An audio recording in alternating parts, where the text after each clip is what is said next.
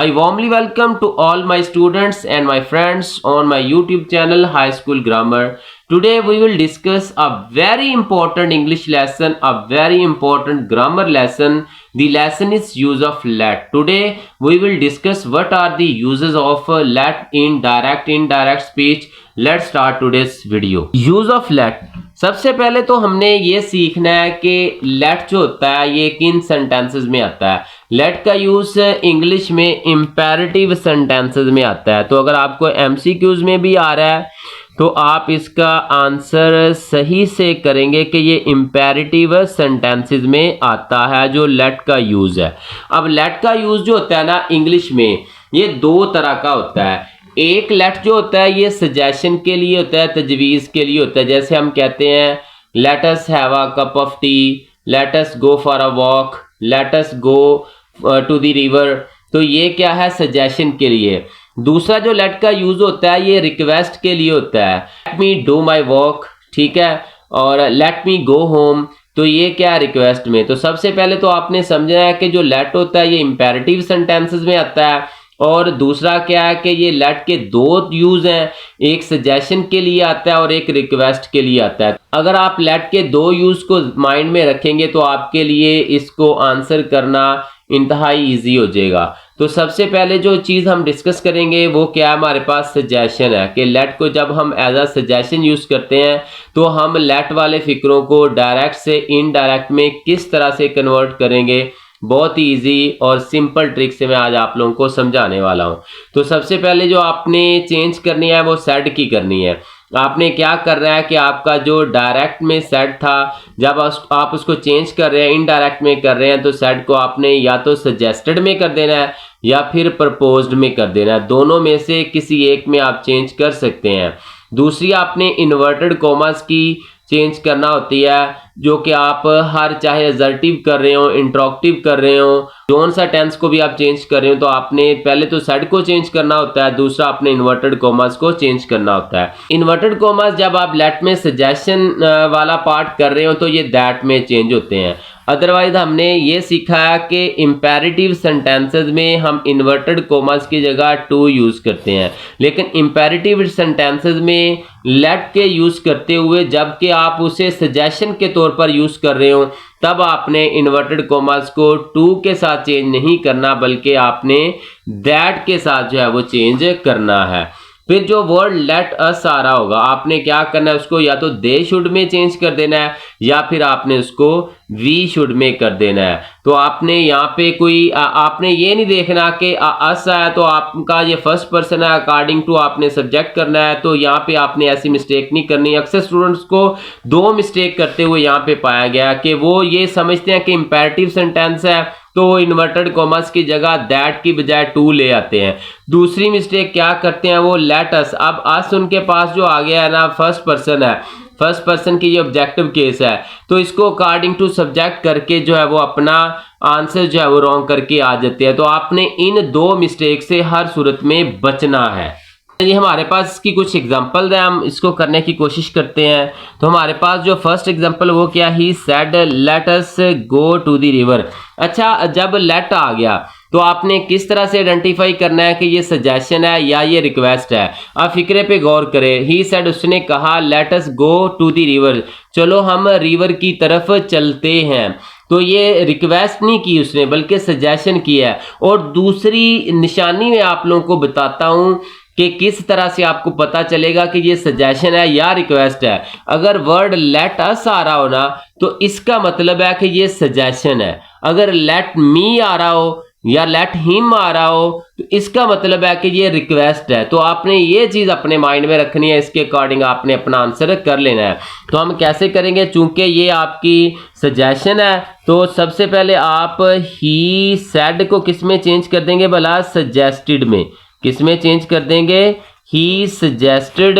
Inverted commas की जगह हम दैट लेकर आएंगे। लेट अस को हमने किस में चेंज कर देना है, दे शुड में या वी शुड में। तो हम इसको कर देते हैं दे शुड में। ठीक हो गया। इसके बाद आपने क्या करना है, लेट अस को रिमूव करके आपने दे शुड कर दिया। अब शुड के बाद क्या जो गो है हम इसको वेंट में करेंगे? नो। क्यों नहीं करेंगे? क्योंकि हमने ये सीखा है, ये हमारे पास जो शुड है ये मॉडल वर्ब है। ये क्या है हमारे पास? मॉडल वर्ब है। जितनी भी मॉडल वर्ब्स होती हैं इनके बाद वर्ब की फर्स्ट फॉर्म आती है। तो यहाँ पे शुड आ रहा है तो हम गो को गो ही लिख देंगे, टू दी रिवर। ठीक हो गया। तो हमने जो तब्दीली की है यहाँ पे वो क्या किया, एक तो हमने सेड को सजेस्टेड में चेंज कर दिया, दूसरा इन्वर्टेड कॉमर्स को रिमूव करके दैट लगा दिया, तीसरा दे लेट अस को हमने दे शुड में कर दिया। वर्ब की फर्स्ट फॉर्म को फर्स्ट फॉर्म में ही रहने दिया। वजह क्या है कि हमारी मॉडल वर्ब आ रही है और मॉडल वर्ब के बाद आपने वर्ब की फर्स्ट फॉर्म का ही यूज करना है। दूसरे सेंटेंस की जानब बढ़ते हैं। ही said let us go out for a walk. अब लेट अस आ रहा है, मतलब कि ये सजेशन है। ये क्या है? सजेशन है। तो हमने बिल्कुल ऊपर वाले सेंटेंस की तरह इसको चेंज करना है। ही सजेस्टेड या ही प्रपोज्ड, ये आप पे है कि आप सजेस्टेड करते हैं या प्रपोज करते हैं, दोनों ही राइट है। अब इन्वर्टेड कॉमर्स की जगह हमने क्या करना है? दैट लेकर आना है। लेट अस को दे शुड में या वी शुड में आप हमने क्या करना है? इसको चेंज कर देना है। He suggested that we should go out for a walk. इस तरह से आप इसका जो है वो आंसर करेंगे। तो इसमें भी हमने ऊपर वाले सेंटेंस की तरह जो हमने चेंजेस किए हैं, सेड को हमने सजेस्टेड में, इस तरह इन्वर्टेड कॉमर्स को दैट में, लेट अस को वी शुड में, वर्ब की फर्स्ट फॉर्म को हमने मॉडल वर्ब के बाद आने की वजह से फर्स्ट फॉर्म ही रहने दिया। तो ये आपने जब लेट को आप सजेशन के तौर पर यूज कर रहे हैं तो ये वाली बेसिक्स चेंज है। ये कितनी बनती हैं? ये हमारे पास एक जो है वो आप जब सेड को सजेस्टेड में कर रहे हैं, इन्वर्टेड कॉमर्स वाली, लेटस वाली, ये तीन चेंजेस है जो आपने एज अ सजेशन जब लेट का यूज हो रहा हो जो आपने करनी है। अब देखते हैं कि जब लेट जो है वो रिक्वेस्ट के तौर पर यूज हो रहा हो तो आपने क्या करना है। इसको जानने का तरीका ये है कि आपका फिक्रा जो है वो उसमें लेट मी आ रहा होगा या लेट हिम आ रहा होगा। इस तरह से आपका जो फिक्रा आ रहा हो तो वो आपका रिक्वेस्ट में होता है, वो सजेशन में नहीं होता। तो आपने जो सेड को चेंज कर देना है वो रिक्वेस्टेड में कर देना है, इन्वर्टेड कॉमर्स को टू में कर देना है। जैसे कि मैंने बताया था इंपेरेटिव सेंटेंसेस में सिर्फ सजेशन वो वाहद फिक्रे हैं जिनमें आप इन्वर्टेड कॉमर्स को दैट के साथ चेंज करते हैं, अदरवाइज टू ही आएगा। नो चेंज इन लेट, उधर हम लेट को दे शुड में या वी शुड में कर रहे थे तो यहाँ पे लेट चेंज नहीं होगा, ये बरकरार रहेगा। तो हमारे पास जो पहला फिक्रा ही said let me go home, तो लेट मी बता रहा है कि ये फिक्रा जो है वो रिक्वेस्ट वाला है। तो हमने क्या करना है, ही सेड को हमने किस में चेंज कर देना है? ये फर्स्ट हमारी चेंज है कि आपने सेड को चेंज कर देना है रिक्वेस्टेड में। किस में चेंज कर देना है? रिक्वेस्टेड में। अगर आपका फिक्रा सजेशन वाला हो तो हमने क्या करना है कि लेट को सेड को चेंज कर देना है सजेस्टेड में। तो अगर रिक्वेस्ट वाला है तो आपने इसको चेंज करना है रिक्वेस्टेड में। अब इन्वर्टेड कॉमर्स की जगह टू लगाना है, सजेशन में दैट, लेकिन रिक्वेस्ट में आपने टू लगाना है।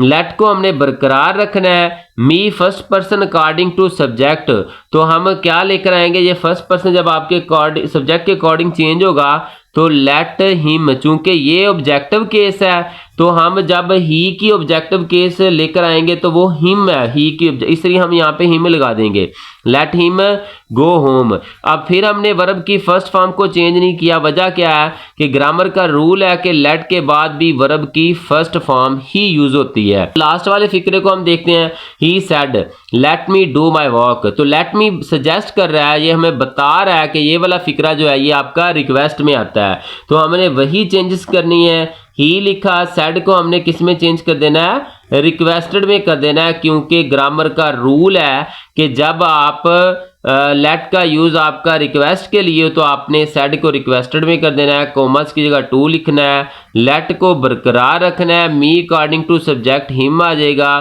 फर्स्ट फॉर्म ही वर्ब आएगी क्योंकि लेट के बाद फर्स्ट फॉर्म आती है। My first person according to subject तो हीज आ जाएगा। हीज क्यों आया?